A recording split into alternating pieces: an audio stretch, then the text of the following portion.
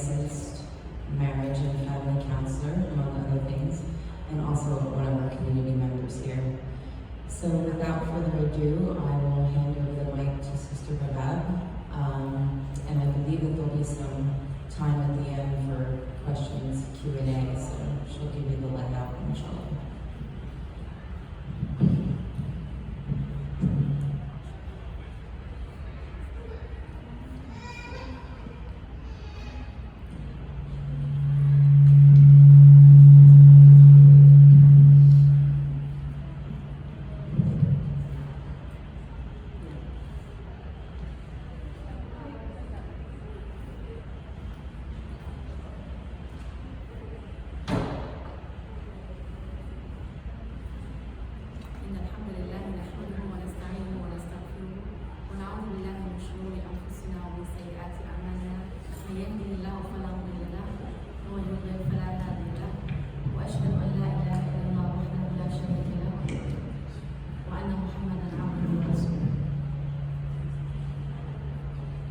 So we begin by praising Allah subhanahu wa ta'ala that we recognize that no one has a right to be worshipped and obeyed unconditionally except Allah subhanahu wa ta'ala.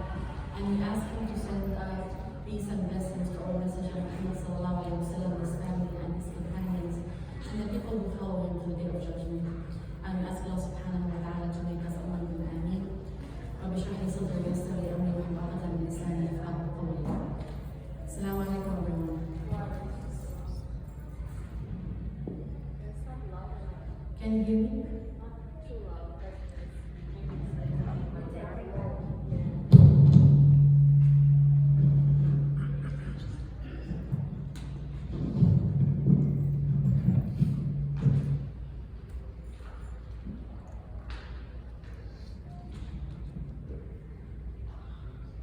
How about now? Can you hear me? Okay. I need to speak loud. Okay, so we talked today about, although the title is Raising Compassionate Children, the do's or don'ts, but actually I will focus mostly on parenting. So, as Muslims, we believe that our children are gifts to us. Allah subhanahu wa ta'ala gave us the children as precious gifts. And I think it's important to understand that children are their own people. They are not extension of us. So they are a trust and a manner.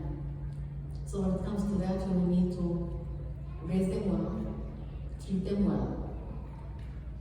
And we want to set the goal, and our goal is to raise children who are righteous, who are responsible, can be independent, they can make decisions, they will choose.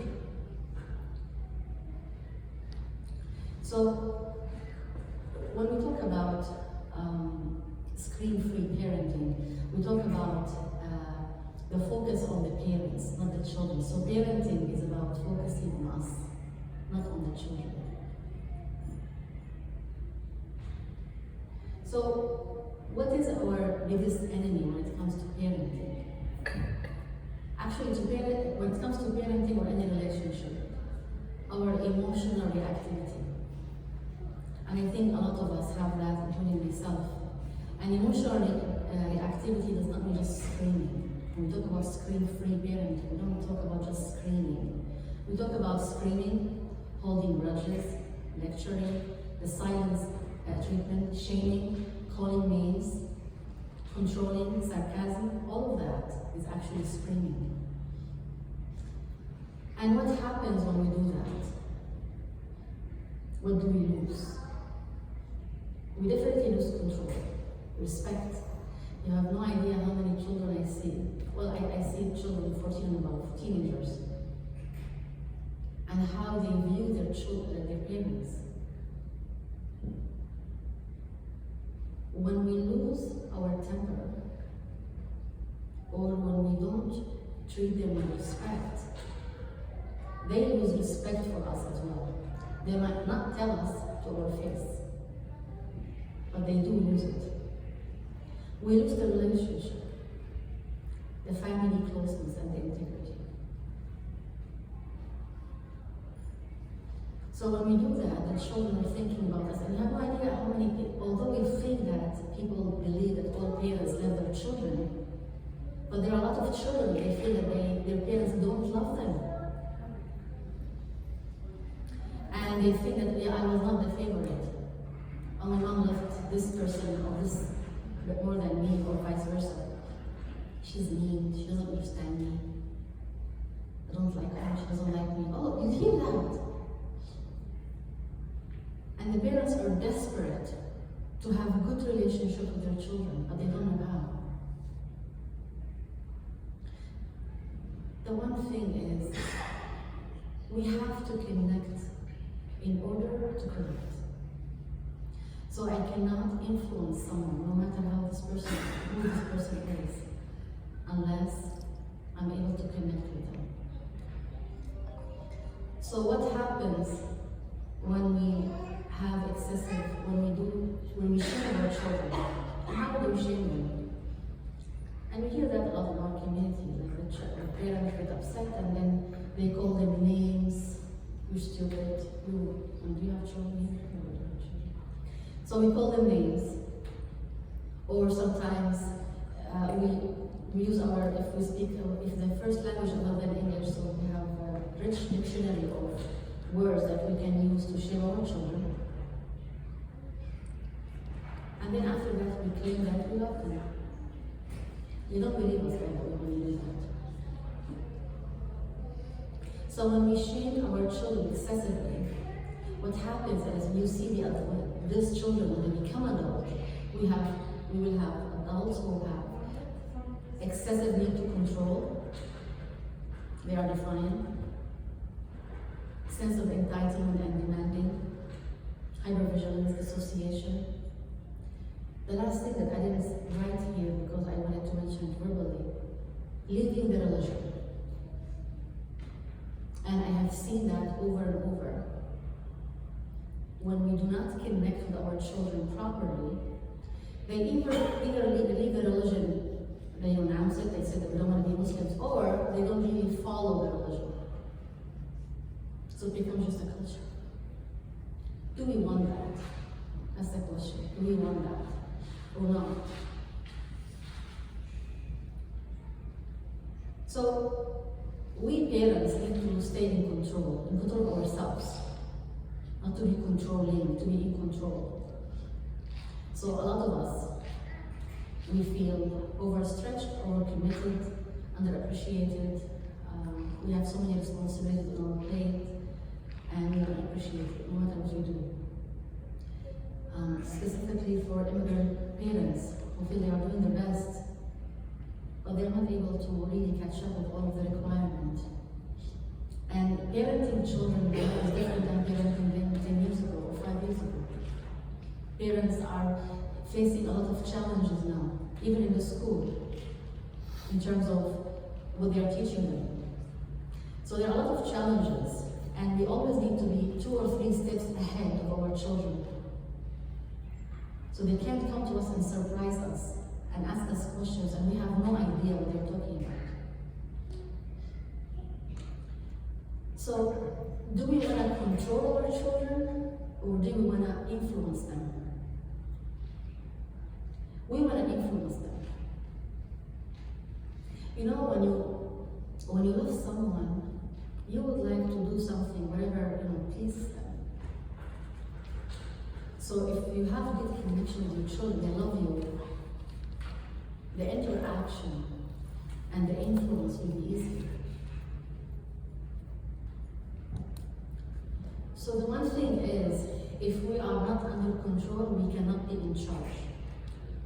The Prophet ﷺ said, إِنَّمَا الشَّرِيرُ الَّذِي يَمْلِكُ نَفْسَهُ عِنْدَ الْغَضَبِ. The truly strong person is the one who actually, not the one who wrestles someone down, but the one who holds himself when they are angry. And I believe all of us can, including myself, of course, we can subscribe to that sometimes we don't really control ourselves when we're angry. But specifically with children. If I'm yelling and screaming or like a maniac in the house, I lose control. And my children will just look at me like, okay, let her do whatever she wants to do. She will calm down a little bit.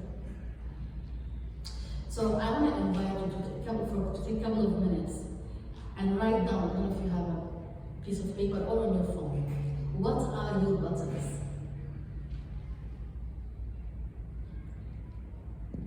What is your raw point that you feel that if someone pushes it, it will trigger you? Think about it. What are your buttons? And who has control of them?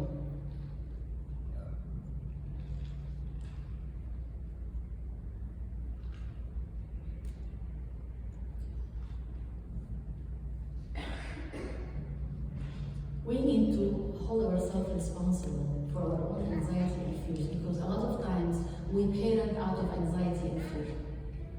So I'm afraid that this will happen, so I will scream and yell. I'm afraid, so I will panic. So it's about me. It's about us. However, as Muslims, we know that everyone is responsible for their own actions. Allah subhanahu wa ta'ala says, قالوا ربنا ظلمنا أنفسنا وإن لم تغفر لنا وترحمنا لنكونن من الخاسرين. قالوا يا أبانا استغفر لنا ذنوبنا إنا كنا خاطئين. Taking full responsibility for your own actions in the cause of success and divine forgiveness. If we want to be forgiven, if we want Allah subhanahu wa ta'ala to really give us success, we need to take responsibility of our own actions, and we cannot always blame others for what's happening. You made me angry, although we do that. So, growing up, we need to grow up. We adults, we parents, we need to grow up in order to discipline our children. How can I ask my child to be respectful? What doesn't respect them? Allah subhanahu wa ta'ala says in the Quran, "Waghdud min sawtika." This is Luqman when he was talking and advising his son. He was giving him a list of advices. One of them, avoid screaming. So the ultimate goal is to remain calm. And I think this is a process we all need to master, not just in parenting, but also in our own relationships. Do we really master it? I'm still working on it. This is something that we really need, this is a goal that we really need to set and work hard. So now I want to talk, and I'm going to stay on this slide for quite a bit. Prophetic parenting. How did the Prophet ﷺ parent? So the first point I want to point out here is the most important thing is faith. So I taught in Sunday schools. I took my daughter to a Sunday school when she was young. Unfortunately, we teach children functional Islamic education. Pray, fast, wear hijab, don't do this, don't do that, but we do not actually teach them the foundation. So we go back again to the story. If you love someone, you will do what you want for them, what they want. You will do everything for them. So we want to instill in them, in our children, the love for Allah subhanahu wa ta'ala, that He is merciful, that He is loving. When the Prophet ﷺ came to Mecca, they stayed 13 years in Mecca, and all the Meccan surahs were talking about the Day of Judgment, Allah subhanahu wa ta'ala, the relationship with Allah subhanahu wa ta'ala, human psychology, taqwa, retribution, Jannah, Jahannam. He did not talk about really functions or rules or how to pray. He didn't do that. Allah subhanahu wa ta'ala mentioned that in the surahs, the Madaniya surahs, the surahs were in Medina when they were established. So he spent 13 years teaching the foundation. Do we do that? Or do we run immediately to teach Salah? Salah is important, of course. Hijab is important. I'm not saying that they're not important, but there are more important stuff, because if the children learn that Allah subhanahu wa ta'ala is there for them, they will be happy to pray for Him. How many people and how many young adults I saw in my practice, did I just sick of this religion? It's too much. 5 times a day prayer, 7 days of fasting. Oh, why are we doing that? They don't even know why. And even if they know why, they don't have this love and this connection to Allah subhanahu wa ta'ala, so it's not really sustainable. So what are we doing? The Prophet ﷺ was working with his prisoner, Abdullah ibn Abbas. He was 12 years old. So he told him, and I'm going to say it in Arabic and then I will translate to English. يا غلام إني أعلمك كلمات احفظ الله يحفظك احفظ الله تجده تجاهك. Be mindful of Allah subhanahu wa ta'ala, He will protect you. Be mindful of Allah subhanahu wa ta'ala, He will be by your side.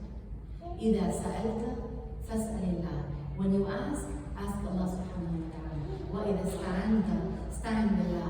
And if you rely on Allah subhanahu wa ta'ala.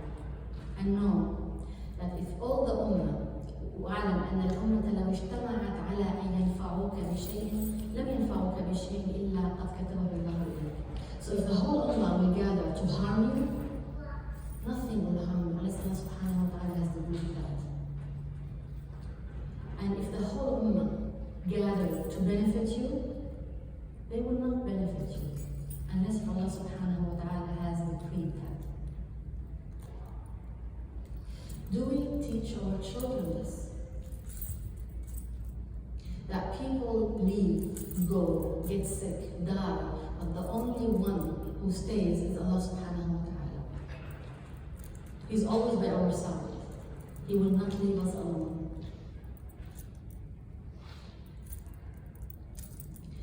This is what we want to focus on, not the prayers and the fasting in the beginning. The girl does puberty, okay, you have to wear hijab. She doesn't want to wear hijab. No, she has to wear hijab because it's Islam. So she doesn't want to leave her alone. Let her love the religion, and then she will wear it on her own. How many girls took their scarf off afterwards because we forced them to? I know countless number of girls. And we have nobody to blame but ourselves as parents. Luqman alayhi salam, Allah subhanahu wa ta'ala says in the Quran, وَإِذْ قَالَ لُقْمَانُ لِابْنِهِ وَهُوَ يَعِظُهُ يَا بُنَيَّ لَا تُشْرِكْ بِاللَّهِ إِنَّ الشِّرْكَ لَظُلْمٌ عَظِيمٌ. Don't associate anything with Allah subhanahu wa ta'ala. Because shirk is a great injustice. It's a great injustice to ourselves, not to Allah subhanahu wa ta'ala. Allah subhanahu wa ta'ala does not need us. We need Him. We desperately need Him. And then after that in the ayat, He said, Aqim as-salat, then do prayers. But He focused first on the foundation, on the iman. The Islamic our education, the way we educate our children Islamically, focuses again on functionality. We need to focus on the foundation. Second, adaptability and flexibility. So we often rely on our blueprint. How our parents parented us. And that's not bad. But however, we want to remember what Ali radiallahu anhu said. لا تربوا أولادكم كما رباكم آباؤكم فإنهم خلقوا لزمان غير زمانكم. He said, don't raise your children the way your parents raised you. Because you are raising them for a different time, different generation. In my time, there was no cell phone. My daughter's time, there was no iPhone. Now, if you look at the children, if you see it like 6 years ago, people did not suffer from the same issue they suffer now, parents. Things are going so fast. So what we used to worry about 10 years ago, we have different worries now. So we need to catch up with the game. We need to have different conversations like Islamophobia, sexual education. We need to do that early. Or someone else is doing that for us. Do we want that? They have iPhones. They have access to the whole world. We need to be ahead of the game. Some parents, and I see it in my practice, parents are afraid to parent. Oh, my child will be upset. Our job is not to make our children happy, by the way. Our job is to discipline or to teach our children, to provide a safe environment and to provide structure for them so they become mature, independent, righteous adults. If they will, I told my daughter once, if you are upset with me, that means I am doing my job correctly. If you're always happy with me, that means I'm not doing my job. They have sometimes to be upset with us. This is our job, is to actually teach them. They might not like it sometimes, that's fine.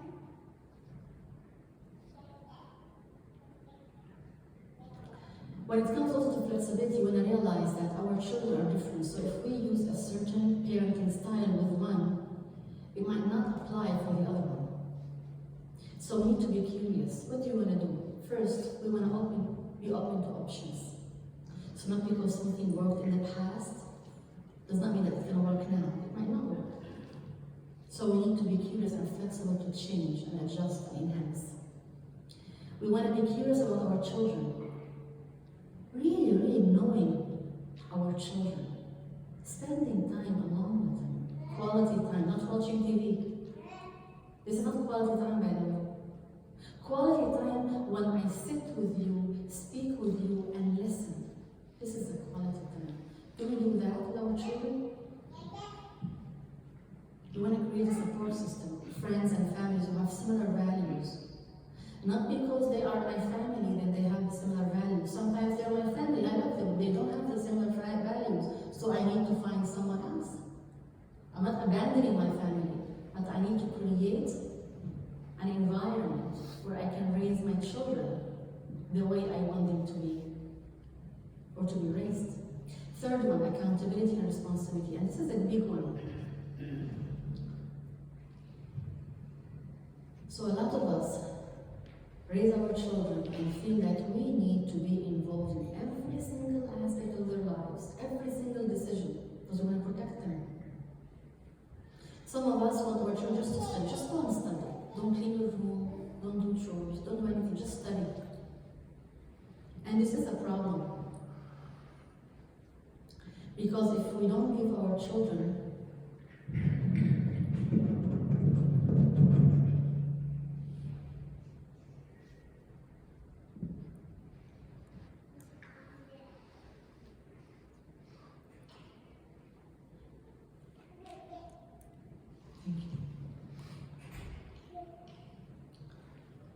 So if we don't teach our children responsibility, if we don't teach them that they need to do some chores in the house, they can study and they can do their chores. If we don't give them that, they don't learn how to take responsibility. We don't want to hijack all their decisions. We want to make all decisions for them. We want to have them make some decisions for themselves. It's okay. Let them learn at a young age.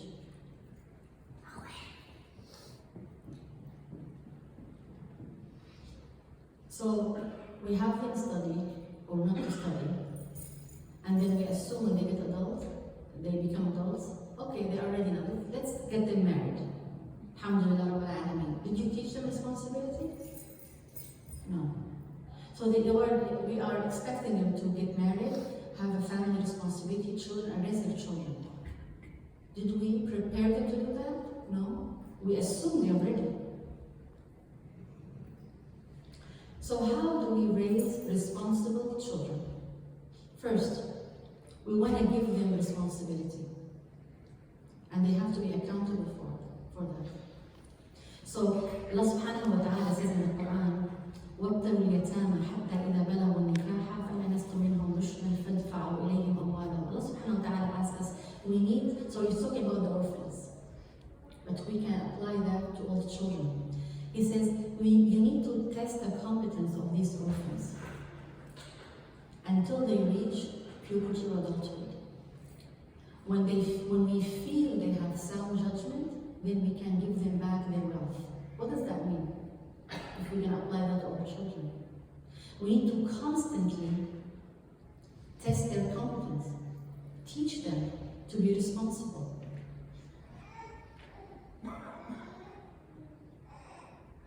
There's a study that's done by Harvard for for 75 years that says this happiness and success is directly correlated with two things: love at home, loving home, and the second, giving them responsibilities and chores at a young age. Do we do that, or do we give only girls the chores at home? Some people only have their girls clean and help the mother. We need to give responsibility to both girls and boys. The Prophet ﷺ used to help his wife at home. He used to do the chores at home. So we need to use that as an example. One thing that we can teach our children to develop making this decision making, we want to consult with them. So we want to allow them to make their own decisions. So our religion teaches us that we need to consult our children. If we look at Ibrahim alayhi salam, when he came to his son Ismail, يا بني إني أرى في المنام أني أذبحك فانظر ماذا ترى قال يا أبت افعل ما تؤمر ستجدني إن شاء الله من الصابرين. So we know that when the Prophet has dreamed, there is revelation. So Ibrahim alayhi salam saw in his dreams that he is sacrificing his son. So he went to Ismail. He was consulting with him, asking him, what do you think of that? He was asking, what do you think of this dream? So Ismail said, قال يا أبت افعل ما تؤمر. Do whatever you want, whatever Allah subhanahu wa ta'ala is asking me to do, and I will be patient. That tells us that he often consults with him because this answer is very mature. Do we consult with them? Do we ask their opinions? Because that will teach them how to make decisions. That if they will ask you, maybe they will learn from you your thought process.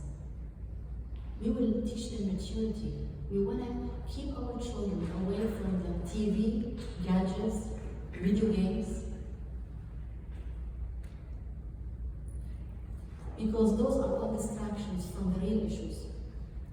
The Prophet ﷺ consulted with Osama bin Zayd and Ali bin Abi Talib.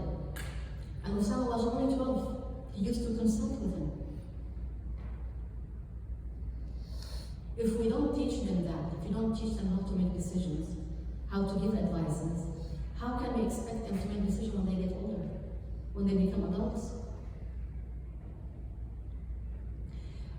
Back in the days, they used to have this elderly gathering, and the Prophet ﷺ was sitting in one of them, and they used to pass this drink from one to another, and they used to skip the children.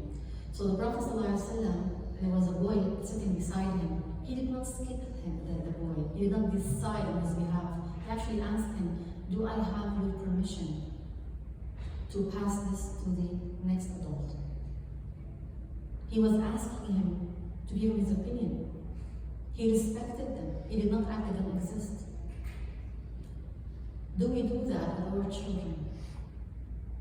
This is what we want to focus on, not the brand name clothes and shoes, brand name cars. I'm not saying that you don't buy stuff for your children. One thing that we can tell our priorities, look at your checkbook. I use a checkbook, let me use some advanced app or something. Look where your money is going. If your money is going mainly for games and wherever your money is going, this is your priority. So check in with yourself and see your priorities. Are they aligned with what you think your priorities are?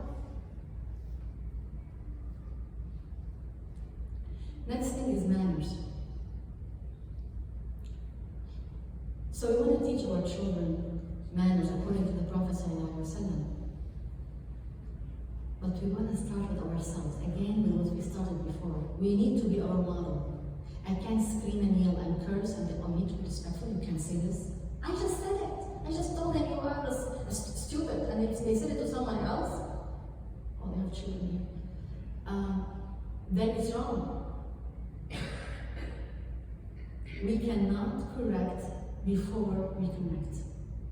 We want to be a role model for our children, and they follow our example. They follow what they see, not what they hear, by the way. So if we keep saying stuff and our actions contradict with what we're saying, they are not going to follow us. And that's why sometimes you see parents come to therapy, bring their children to therapy, and they're complaining, my child is doing this and doing that. Our children's behaviors are a reflection of what's going on at home. I usually work with the parents. I refuse to work with the children. 7, 8 years, no. I need to work with the children, the parent.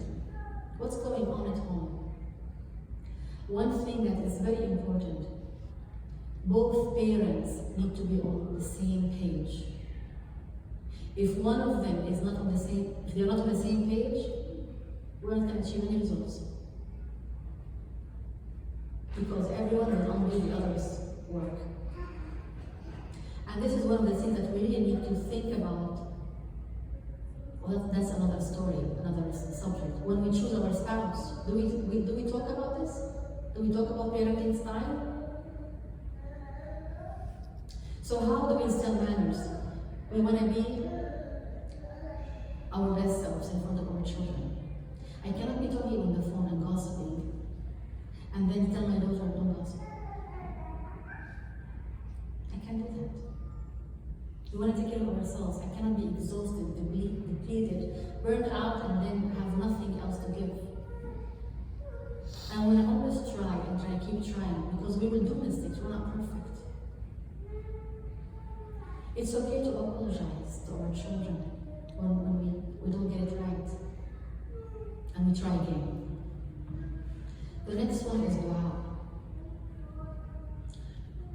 Do we pray for our children? Not just the good, not the ones that need work, also the good ones, because we need to pray for both. We need to pray to Allah subhanahu wa ta'ala, keep us on the right path. Ibrahim alayhi salam used to say, Rabbi habli min as-salihin. Allah, give me righteous offsprings. He used to, Allah subhanahu wa ta'ala said in the Quran, الَّذِينَ يَقُولُونَ رَبَّنَا هَبْ لَنَا مِنْ أَزْوَاجِنَا وَذُرِّيَّاتِنَا قُرَّةَ أَعْيُنٍ وَاجْعَلْنَا لِلْمُتَّقِينَ إِمَامًا. Those who pray to Allah subhanahu wa ta'ala that to bring us or to give us spouses and offspring that bring them coolness and comfort to our eyes. This is a dua we need to say in our sujood, in every sujood if we can. So, what is it about dua that's so important? When we say that, when we make dua, it will help us to identify our goals and to prioritize these goals. So, I suggest a couple of things. First, you want to write down what are your goals for your child? What is the end result? What do you want him to be? And you want to start there. You want to start with the end in mind. You want to pray every day. You want to set up steps. What are you going to do in order to achieve that goal? And you want to monitor that progress and adjust accordingly. If we want righteous Muslim children, so what are we doing to do so? Sunday school is not enough. Never enough. It needs continuous effort. Who are the friends that you hang out with? The shows you watch, the places you go to, the friends you go and see. What are they doing? All of this have to align with your goals, because all of this will influence your child. Lastly, kindness and compassion. And the Prophet ﷺ was very compassionate. He used to kiss his daughter Fatima every time he gets home. One thing I see often in my practice, that a lot of fathers don't know how to connect with their children. Other than materialistic stuff, they don't know what else to do. It's extremely important, if we don't know, if we did not experience that with our own parents, to learn. A lot of fathers think that if they provide for their children, they give them money, 9 nice house, nice car, that's not enough. You're not an ATM. You want to connect with your child. You want to have a conversation. Spend a long time with them. Girls and boys. There was a Bedouin that was passing by and saw the Prophet ﷺ kissing his son, and he said, I have 10 of them, I never kissed them. So the Prophet ﷺ said, ما أملك لك أن نزع الله من قلبك الرحمة. What am I going to do if you have no mercy in your heart?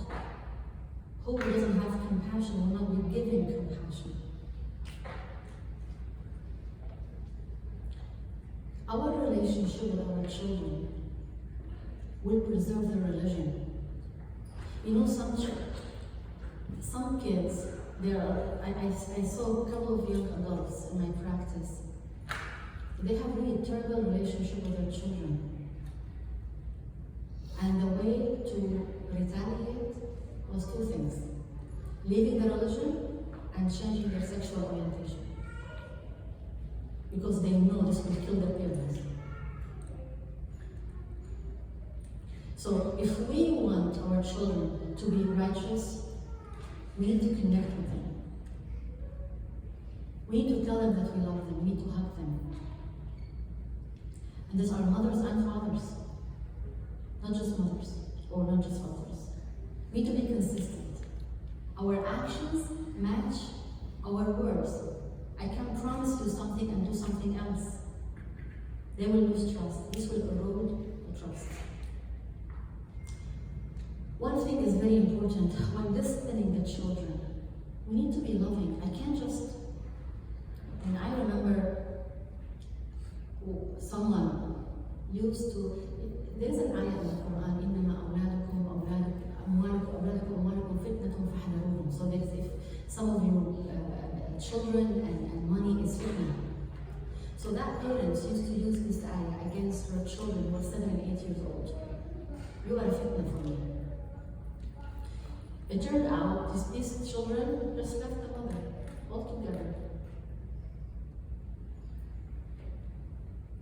They will keep connection every now and then, but they resigned from that relationship. We want to watch what we do and say when we are angry. It's very important. You cannot retract words. Words have a lasting impact, and it really distances people from each other. Words matter. What are you telling your child when you're angry? And you can't say, oh, I was just angry, it's okay. No, it's not okay. What you say when you're angry stays in someone's heart. Let that not be your child, please. We want to compliment them, encourage them. Children will meet the expectations we set with them. If I have an expectation for my child to be successful, to be this and that, he or she will meet that expectations. If I don't have expectations, then there will be nothing.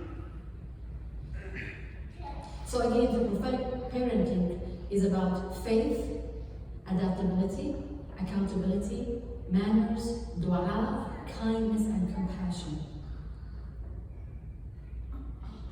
One thing we want to also point out that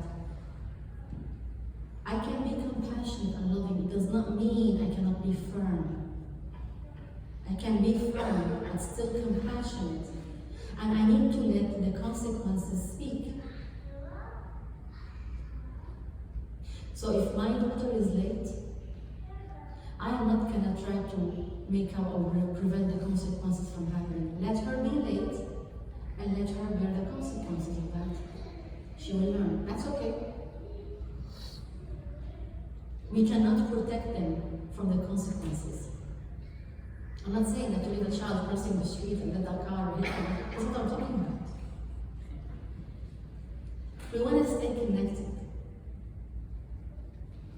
The most important thing is to stay connected with the children. Tips on connecting with them: we want to acknowledge their feelings. So if they tell you, I want to go somewhere, you say no. You don't just tell them, shut up. I know you're upset, I know you're mad, but we cannot do it now. They are mad and angry, that's okay. Let be mad. Help them or teach them how to regulate their emotions. Do we teach them that? A lot of us left our parents' home and we don't know how to regulate our emotions. We were never taught that. We don't wanna blame them and accuse them. Let's describe the problems. Let's use our words. We don't want to just lecture them all the time. We want to talk about our feelings and their feelings. We want to acknowledge how they feel and give them choices instead of giving them orders. We can use playfulness with them, especially in this young age.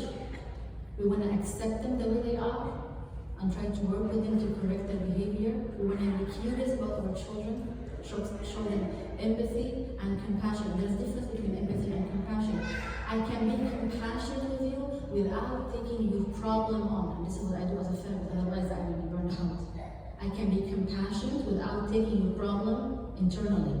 Empathy, when I adapt your problem as it's mine. Empathy can be draining. We want to practice more of compassion. One book I recommend you reading is Screen-Free Parenting.